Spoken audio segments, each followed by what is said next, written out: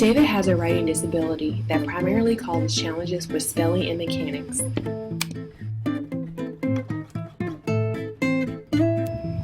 In writing class, David was given an assignment to write a paper about the major themes that he found in the novel Where the Red Ferns Grows. His teacher has allocated 3 course periods during which he will be able to work on his paper, and he wants to make the best use of this time. Now pause the video, grab pencil and paper, list the key elements of the student's learner's profile, the potential accommodations, and ways the student could address the teacher to become a better self-advocate. Restart the video when you're finished. Key elements of David's learner's profile includes his writing disability, mainly in spelling and mechanics. David's possible learning style is auditory learning strength. He has difficulty with organization and executive function, although this was not specified in his profile. Some potential accommodations would include David could collaborate with his teacher to develop a writing plan. He could request leniency with spelling errors when grading. He could request proofreading to assist with grammar and spelling errors. The use of a computer with spell check capabilities for writing a paper will also be great. Another potential accommodation would include the ability to take the paper home and work on it in the evenings, in addition to the class time that was dedicated to the project.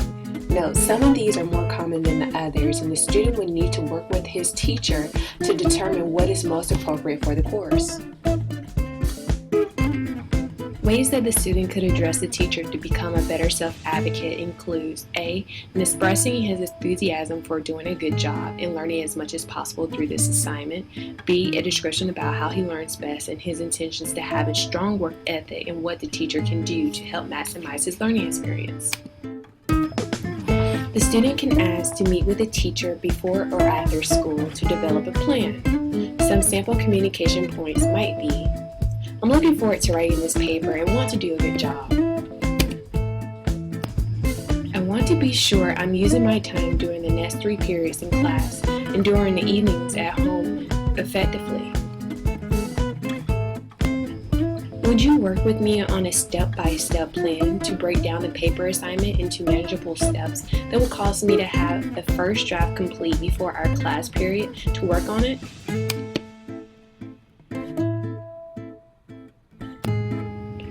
I want to have the chance to ask you and my parents to read the paper to give me feedback before I do the final editing. Even more effective here would be to go into the conversation with the draft.